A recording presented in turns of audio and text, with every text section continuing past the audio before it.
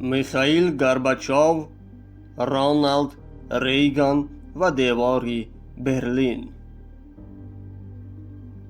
در جشن 40 سالگی آلمان دموکراتی در سال 1989 آنها در اینجا جمع آمدند.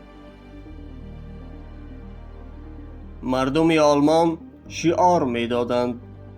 میخائیل گورباچوف پرسید اینها چی میگویند؟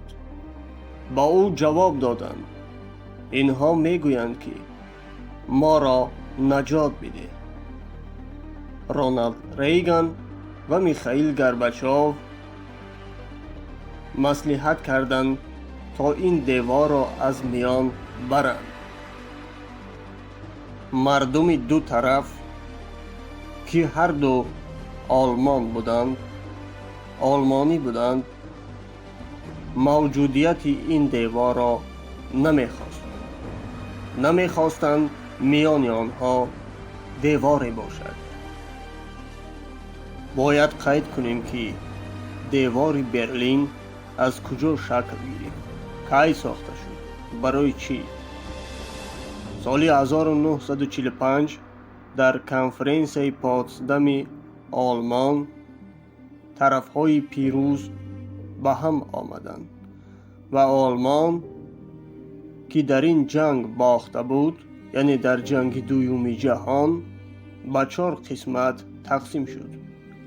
قسمت شرقی آن کلاً به دست شوروی گذشت و قسمت غربیش باشد به 3 کشور: فرانسه، انگلیا و امریکا.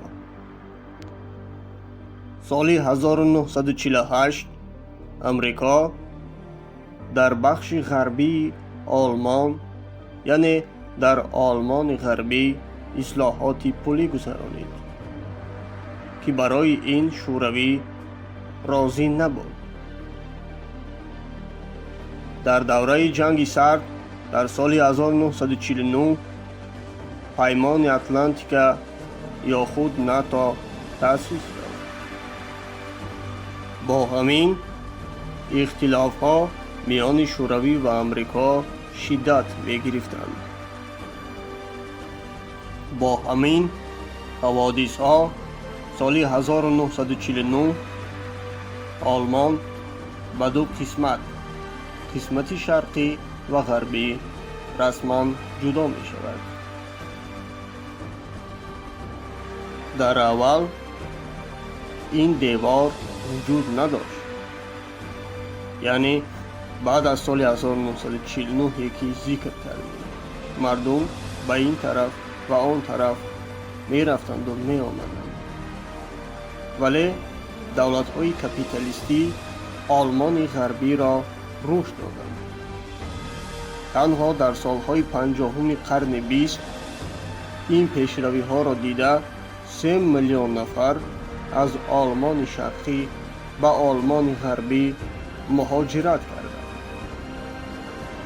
در آخر سالهای 50 راهبران آلمان شرقی به خود آمدند.